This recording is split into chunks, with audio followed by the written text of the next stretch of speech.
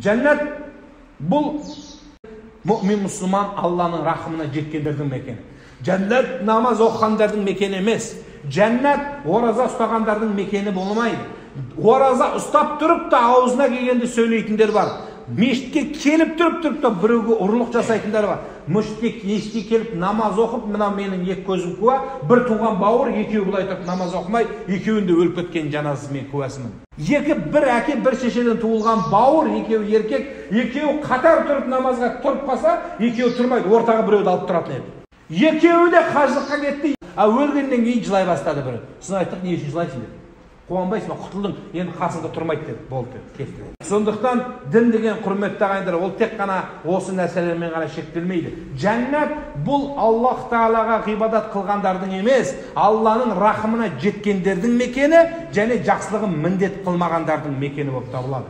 Сіздің осы отырғандардың ішінде бүкін жетім жесірге жәрдем беруге шамаңыз, жақсы сөз сөйлеуге шамаңыз жетеді ғой.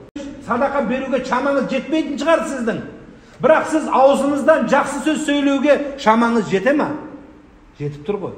Мүмкін сіздің шамаңыз қайыр садақа беруге, анау арыстағыларға, басқаларға жәрдем беруге, бергіңіз келуге шамаңыз жетпейтін шығар.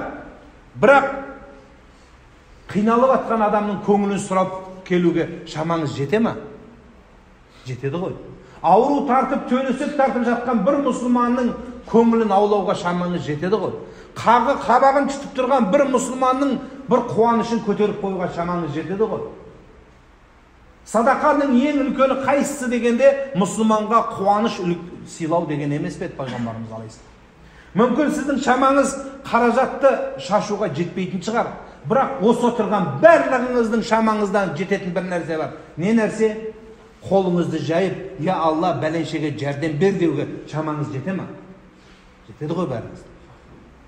Айтыңызшы. Жаныңыз қиналудың да керегі жоқ. Көлеңкенің астына тұрып аласыз, кепканы киіп аласыз, тақиясы киіңіз келмесе, қолыңыз жаясыз да, я Алла, мына қиналғандарға жәрдем бер десеңіз, Аллах Тағала сізге беріп қояды ғой осы нәрсе. Алла Субхана ва Тағала, құрметті ағайындар, сізбен бізге осындай жақсылықтар, жеңілдіктер берді. Бұл біздің дініміз васатия, адамдарға бір жеңілдік сыйлаған, мүмкіншілік сыйлаған, үміт сыйлаған, адамдардың қатесін кешіруге бағытталған дініміз. Ислам тек қана бір-біріміздің қатемізді жасыруға шақырды, құрметті ағайындар. Бір-біріміздің артымызды ашып, бір-бірімізді чұқып, бір-бірімізге бәле іздеп, бір-бірімізді түзететін нәрсе емес, бір-бірімізге дұға қылатын. Мүмкін қателігі болса өзіне сыбырлап айтып түзетуге шақырған дін еді. Ислам сол үшін бүкіл діннен кемел жоғары жағында тұрады. Неге? Өйткені бұның дүниесін де адамды қамтиды, қияметін де қамтиды. Алла Субхана ва Тағала бала кездің өміріңді қамтиды, орта жасыңды қамтиды, есейгеніңді қамтиды, және өліп баратқаныңды, өлгеніңді, және өлгеннен кейінгіні қамтиды біздің дініміз. Айтыңызшы, діннің қамтымайтын жері бар ма сіздің? Жоқ. Қалай шыға дүниеге келді, құлағына қалай азан айтасың, атын кім деп қоясың, дүниеге қадам бастағанда не үйретесің, одан кейін барып қандай жол тәрбиелейсің, одан кейін мектепке барғанда не үйретесің, абай айтпақшы, баламды медресеге біл деп бердім дегендей, біл деп беріп үйретесіз, содан кейін оны өмірге келтіріп, азамат қылып үйлендіресіз, сол кезде теңін тауып қосасыз, ол кезде де дін керек, неке қиылады. Ал енді ауырып кетіп баратқанда шипаны гемодезден емес, Құдайдан іздейді, олдан да дін керек. Іші ауырып әжетханаға барсаң, ол кезде де саған дін керек, сол аяқпен кіріп, оң аяқпен дұға оқып шығасың. Өлген кезде, өліп бара жатқан кезде молдан шақырып жеңілдік айтасың, одан кейін барып жаназасын. Тағы да иман исламмен иншалла тура жолмен кетсе, мақамы жәннат, Құдайға үмітіміз бар. Барлығын қамтимады.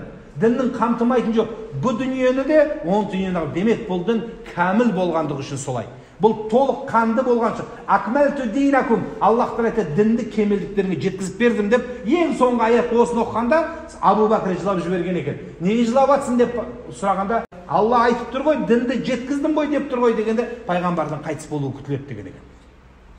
Оны ешкім түсінген жоқ. Акмәлту динакум, дін деген аят түсті. Дін өзінің шетіне жетті деген кезде сахабалар қуанды, бітті дініміз толыққанды болды дегенде, Абу Бәкір ғана түсінді. Демек бұл пайғамбардың кетуі жақын қалды деген. Сол үшін сіз бен біздіміз кемеңгерліктің. Дінге осы 14-15 ғасырдың ішінде бір адам бір нәрсе қосқан жоқ, бір нәрсені суырып алып тастаған жоқ. 15 ғасыр бұрынғы адамдар ойланып, қазіргі біздің ғұламалар бұл ескінің нәрсе қалған, бұны баяғыда қалған. Совет өкіметінің кезде сіз бен бізге солай үйреткендер болды. Бұл дін десе, бұл ескі дейді, ескі дін дейді. Содан қалған кісілер, мен арабша оқытсам айтады, ескіше оқытсыз ба дейді. Бұл не деген сөз? Бұл деген сөз, ескіше деген сөз, дінді сәл пәсте деген сөз. Дінді төмен көру деген сөз. Жоқ, құрметті ағайындар, Алла субхана ва тағала дін ең барлық нәрсенің алдында тұрады. Аллах тағала барлық жағымызды қорғады, дүниемізді қорғады, дүниеден кетерімізді қорғады, тірімізді қорғады, уахам өлгенімізді де қорғайтын нәрсе бұл дін болады. Демек, сіз дінмен өмір сүрсеңіз, Аллах тағала сіздің дүниеңізді де, ақыретіңізді де барлығын бір тура сара жолға салып қояды деген сөз шығады. Дінімізде ешқандай кемістік жоқ. Толықпаған жерін бір тоқтастырып қояйыншы, өзін бір қосып қояйын деп, бір әріп, бір сөз қосылмағандығы. Аллах тағала Құранды өзі түсіріп, өзі қорғайтын дін екендігі анық бізге айтылды. Құранда وَلَقَدْ كَرَّمْنَا بَنِي آدَمَ адамдарды мүкәррам еттім, мен оны көтердім, жоғары бағаладым, жоғары мақам орындар бердім дегенде Алла субхана ва тағала оған қай жерлерді айтты, ол жерде еркекті айтқан жоқ. Алла субхана ва тағала еркекті де айтып тұр, ол жерде әйелді де айтып тұр, екеуі де соның ішінде айтып тұр. Баланы да айтып тұр, шалды да айтып тұр, кемпірді де айтып тұр, бәрін түгел қамтып тұр. Сондықтан сіз бен біз тек қана сол дінмен жүруіміз ғана қалды бізге. Бір нәрсені қосып, яки бір нәрсені ала алмайтындығымыздың дәлелі осы болып есептелінеді. Соның ішінде әйелдің қамы, қарыздың қамы барлығы қамтылды. Әйел біздің аманатымыз болса, сол өліп кетсек, ол әйел кімге барады? Оған қанша үлес бөлінеді, қанша несібе бөлінеді, іштегі туылмаған баланың үкімі шығып қойған білесіздер. Еркек қайтыс болса, оның әйелі 4 ай 10 күн сол үйден шыға алмайды. Неге? Өйткені 4 ай 10 күннің ішінде, әйелдің ішінде айда, ішінде бала болса, баласы көрінеді екен. Баладан хабар болады. Сонда сол баланың нәсібесі бөліну керек. Сенің әкенің дүниесінен.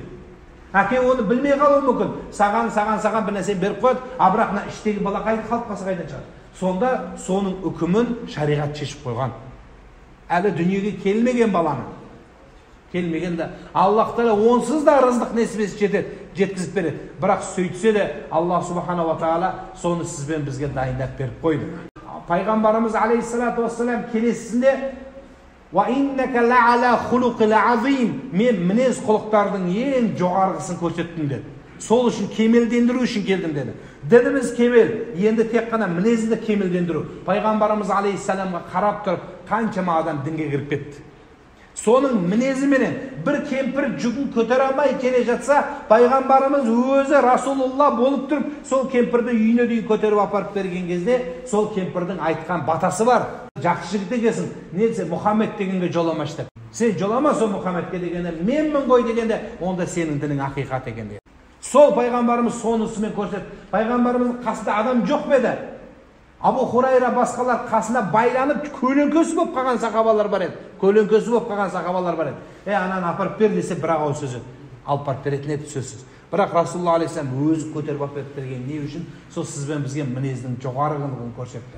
Кішкене бүйтіп артқа емес, алға қарай еңкейді. Намаздың өзінде де сізбен біздің мына ғибадатымызда біз алға қарай иіліп сәжде етеміз. Артқа қарай кетпейміз, артқа кетсең құлайсың. Сондықтан алға қарай иілдірді бізді. Намазымыздың сәждемінің өзі алдыға қарай иілуді Аллах тағала бұйырды. Неге? Өйткені сіз бен біз мойындауымызда болады. Басымызды 2 рет сәждеге қоюымыздың өзінде сол топырақты иіскеуімізде болады. Топырақтан шығып, топыраққа баратындығымыздың белгісі сол болады. Сол үшін 2 мәртенің екеуінде біз сәждеге баратын себебіміз сол.